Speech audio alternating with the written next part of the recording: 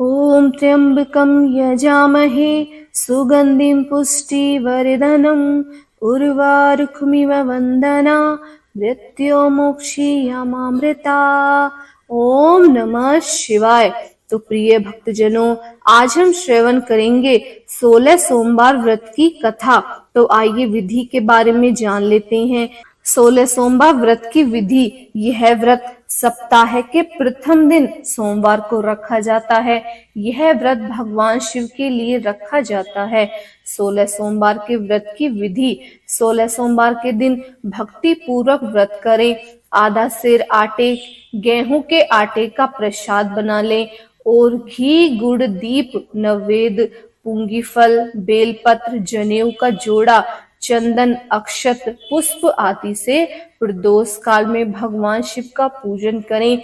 एक अंग भगवान शिव को अर्पित करें और 2 अंगों के प्रसाद स्वरूप बांटें और स्वयं भी ग्रहण करें। 17वें सोमवार के दिन पाव भर गेहूं के आटे की बाटी बनाकर घी और गुड़ बनाकर चूरमा बनाएं और भोग लगाकर उपस्थित लोगों में बांटें। तो आइए 16 सोमवार व्रत की कथा का श्रवण करते हैं। पहला अध्याय। पृथ्वी पर भ्रमण की इच्छा से भगवान शिव और पार्वती जी अमरावती नगर में पहुंचे।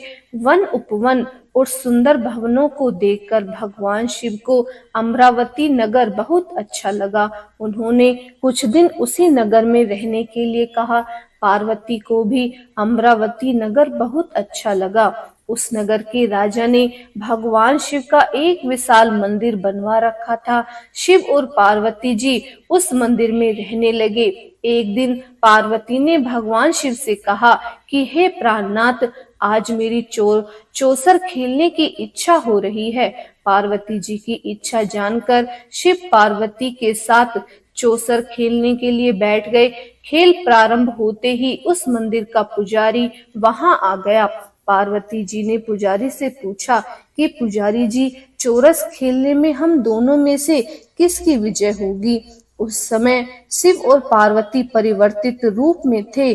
पुजारी ने एक पल कुछ नहीं सोचा और झट से बोला, चौसर के खेल में त्रिलोकी नाथ की विजय होगी। यह कहकर पुजारी पूजा पाठ में लग गया।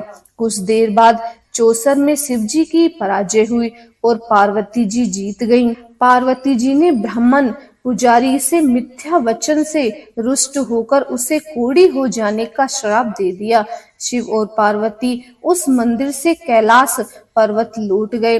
पार्वती के श्राप से कुछ ही देर में ब्राह्मण पुजारी का सारा शरीर कोढ़ से भर गया। नगर की स्त्री पुरुष उस पुजारी की परछाई से भी दूर दूर रहने लगे। कुछ लोगों ने राजा को पुजारी के कोढ़ हो जाने की शिकायत की तो राजा ने किसी पाप के कारण पुजारी के कोढ़ी हो जाने का विचार उसे उस मंदिर से निकलवा दिया। उसकी जगह दूसरे ब्राह्मण को पुजारी बना दिया। कोढ़ी पुजारी मंदिर के बाहर बैठकर भिक्षा मांगने लगा। कई दिन बाद स्वर्गलोक की कुछ अप्सराएं उस मंदिर में भगवान शिव की पूजा करने आईं। कोढ़ी पुजारी पर उनको बहुत दया आई। उन्होंने पुजारी से उस भयंकर कोढ़ के बारे में पूछा। पुजारी ने उन्हें भगवान शिव और पार्वती जी के चौसर खेलने और पार्वती के शाप देने की सारी कहानी कह सुनाई। शाप की कहानी सुनकर अप्सराओं ने पुजारी से कहा कि तुम 16 सोमवार का विधिवत व्रत करो।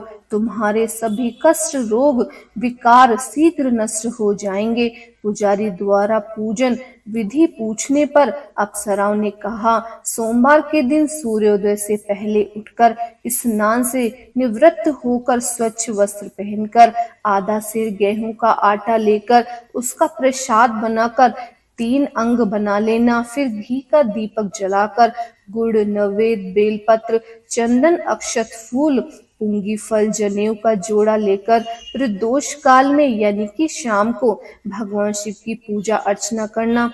पूजा के बाद 3 अंगों में एक अंग भगवान शिव को अर्पण करके शेष 2 अंगों को भगवान का प्रसाद मानकर वहां उपस्थित स्त्री पुरुषों और बच्चों में बांट देना।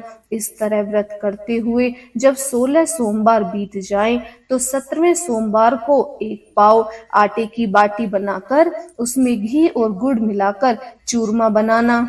फिर भगवान शिव को भोग लगाकर वहां उपस्थित स्त्री पुरुष और बच्चों को प्रसाद बांट देना। इस तरह 16 सोमवार व्रत करने और व्रत कथा सुनने से भगवान शिव तुम्हारे कोढ़ को नष्ट करके तुम्हारी सभी मनोकामनाओं को पूर्ण कर देंगे। इतना कहकर अप्सराएं स्वर्गलोक को चली गई। पुजारी ने अप्सराओं के कथा अनुसार विधिवत 16 सोमवार का व्रत किया। फल स्वरूप भगवान शिव की अनुकंपा से उसका कोढ़ नष्ट हो गया। राजा ने उसे फिर मंदिर का पुजारी बना दिया। मंदिर में भगवान शिव की पूजा करता हुआ ब्राह्मण पुजारी आनंद से जीवन व्यतीत करने लगा। कुछ दिनों बाद पुनः पृथ्वी का भ्रमण करते हुए भगवान शिव और माता पार्वती उस मंदिर में पधारे। स्वस्थ पुजारी को देखकर पार्वती जी ने आश्चर्य से उसके रोग मुक्त हो जाने का कारण पूछा तो पुजारी ने उन्हें 16 सोमवार व्रत करने की सारी कथा सुनाई। दूसरा अध्याय प्रारंभ। पार्वती जी व्रत की बात सुनकर बहुत प्रसन्न हुई और उन्होंने पुजारी से उसकी विधि पूछकर स्वयं 16 सोमवार का व्रत प्रारंभ किया। पार्वती जी उन दिनों अपने पुत्र कार्तिकेय के नाराज होकर दूर चले जाने से बहुत चिंतित रहती थीं। वे कार्तिकेय को लौटा लाने के लिए उपाय कर चुकी थीं, लेकिन कार्तिकेय लौटकर उनके पास नहीं आ रहे थे। 16 सोमवार का व्रत करते हुए पार्वती ने भगवान शिव से कार्तिकेय के लौटाने की मनोकामना की। व्रत समापन के तीसरे दिन सचमुच कार्तिकेय वापस लौट आए। कार्तिकेय ने अपने हृदय परिवर्तन से संबंधित मैं पार्वती जी से पूछा, हे माता, आपने ऐसा कौन सा उपाय किया जिससे मेरा क्रोध नष्ट हो गया और मैं वापस लौट आया? तब पार्वती जी ने कार्तिकेय को 16 सोमवार व्रत की कथा कह सुनाई। कार्तिकेय अपने एक ब्राह्मण मित्र ब्रह्मदत्त के परदेश चले जाने से बहुत दुखी थे। वह वापस नहीं आ रहा था। उसको वापस लौटाने के लिए कार्तिकेय ने 16 सोमवार का व्रत करते हुए ब्रह्मदत्त के वापस लौट आने की मनोकामना की। व्रत के समापन के कुछ दिनों के बाद मित्र लौट आया। ब्रह्मदत्त ने लौटकर कार्तिकेय से कहा कि हे प्रिय मित्र, तुमने ऐसा कौन सा उपाय किया था जिससे परदेश में मेरा विचार एकदम परिवर्तित हो गए और मैं तुम्हारा स्मरण करते हुए लौट आया हूँ। कार्तिकेय ने अपने मित्र को भी 16 सोमवार के व्रत की कथा विधि कह सुनाई। ब्राह्मण मित्र व्रत के बारे में सुनकर बहुत खुश हुआ। उसने भी व्रत करना शुरू कर दिया। 16 सोमवार व्रत का समापन करने के बाद ब्रह्मदत्त यात्रा पर निकला। कुछ दिनों बाद ब्रह्मदत्त एक नगर में पहुंचा। नगर के राजा हर्षवर्धन की बेटी राजकुमारी गुंजन का स्वयंवर हो रहा था। उस स्वयंवर में अनेक राजाओं के राजकुमार आए थे। स्वयंवर में राजा हर्षवर्धन की हथनी उसके गले में जयमाला डाल देगी। उसी के साथ राजकुमारी का विवाह होना था। ब्रह्मदत्त की उत्सुकतावश महल में चला गया। वहां कई राज्यों में राजकुमार बैठे थे और तभी एक सजी धजी हथनी सूंड में जयमाला लिए वहां आई। उस हथनी के पीछे राजकुमारी गुंजन दुल्हन की वेशभूषा में चल रही थी। हथनी ने ब्रह्मदत्त के गले में जयमाला डाल दी। फलस्वरूप राजकुमारी का विवाह ब्रह्मदत्त के साथ हो गया। 16 सोमवार व्रत के प्रभाव से ब्रह्मदत्त का भाग्य बदल गया। ब्रह्मदत्त को राजा के बहुत सा धन और स्वर्ण आभूषण देकर विदा किया। अपने नगर में पहुंचकर ब्रह्मदत्त आनंद से रहने लगा। एक दिन उसकी पत्नी गुंजन ने पूछा कि हे प्राणनाथ, आपने कौन सा शुभ कार्य किया था और जो हथनी ने राजकुमारों को छोड़कर आपके गले में जयमाला डाल दी? ब्रह्मदत्त ने 16 सोमवार व्रत की सारी कहानी बता दी। अपने पति के 16 सोमवार व्रत का महत्व जानकर राजकुमारी गुंजन ने भी पुत्र की इच्छा से 16 सोमवार का व्रत किया। निश्चित समय पर भगवान शिव की अनुकंपा से राजकुमारी के एक सुंदर व स्वस्थ पुत्र उत्पन्न हुआ। पुत्र का नामकरण गोपाल के रूप में हुआ। दोनों पति पत्नी सुंदर पुत्र को पाकर बहुत खुश हुए।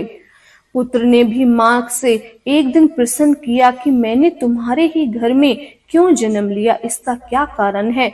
माता गुंजन ने पुत्र को 16 सोमवार व्रत की जानकारी दी और कहा कि भगवान शिव के आशीर्वाद से ही मुझे तुम जैसी गुणी व सुंदर पुत्र मिला है। व्रत का महत्व जानकर गोपा ने भी व्रत करने का संकल्प किया। गोपाल जब 16 वर्ष का हुआ तो उसने राज्य पाने की इच्छा से 16 सोमवार का विधिवत व्रत किया। व्रत समापन के बाद गोपाल घूमने के लिए समीप नगर में गया। उस नगर के राजा की महामंत्री राजकुमारी के विवाह के लिए सुयोग्य वर की तलाश में निकले थे। राजा ने गोपाल को देखा तो बहुत प्रसन्न हुए। फिर गोपाल से उसके माता पिता के संबंध में बातें करके उसे अपने साथ महल में ले आए। वृद्ध राजा ने गोपाल को पसंद किया और बहुत धूमधाम से राजकुमारी का विवाह उसके साथ कर दिया। 16 सोमवार के व्रत करने से गोपाल महल में पहुंचकर आनंद से रहने लगा। तीसरा अध्याय। 2 वर्ष बाद राजा का निधन हो गया तो गोपाल को उस नगर का राजा बना दिया गया। इस तरह 16 सोमवार व्रत करने से गोपाल की राज्य पाने की इच्छा पूर्ण हो गई। राजा बनने के बाद भी गोपाल विधिवत 16 सोमवार का व्रत करता रहा।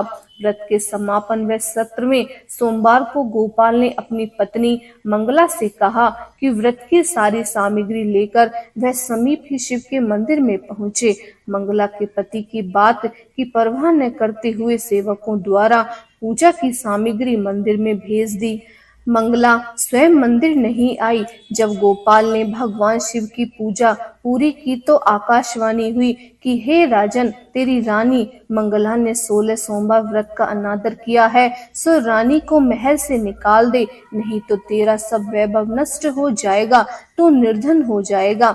आकाशवाणी सुनकर गोपाल बुरी तरह चौंक पड़ा। उसने तुरंत महल में पहुंचकर अपने सैनिकों को आदेश दिया कि रानी मंगला को बंदी बनाकर ले जाओ और उसे ऐसे दूर किसी नगर में छोड़ाओ। सैनिकों ने राजा की आज्ञा का पालन तत्काल कर दिया। मंत्रियों ने राजा से प्रार्थना की कि वे रानी को अन्यत्र न भेजें। तब राजा गोपाल ने आकाशवाणी वाली बात बताई तो वे भी भगवान शिव के प्रकोप के भय से शांत होकर रह गए।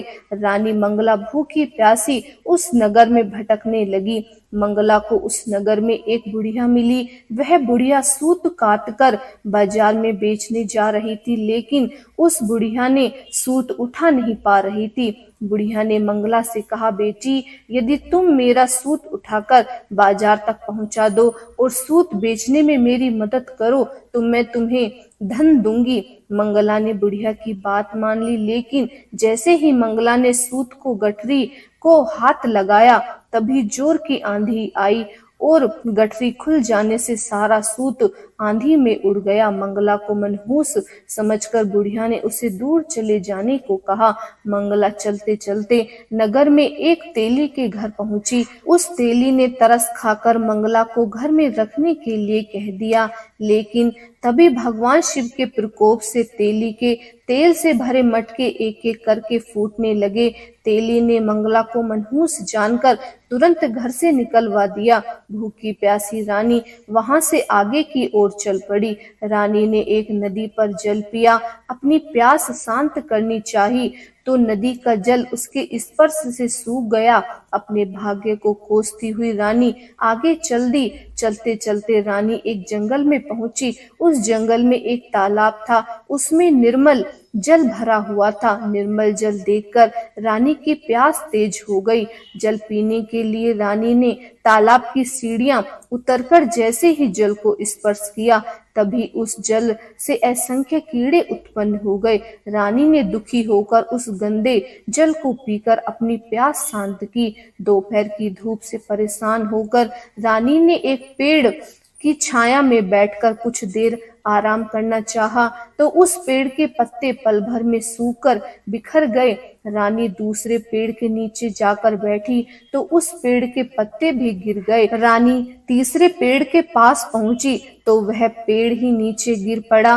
पेड़ों के विनाश को देखकर वहां पर गायों को चराते ग्वाले बहुत परेशान हुए। ग्वाले मनहूस रानी को पकड़कर समीप के मंदिर में पुजारी के पास ले गए।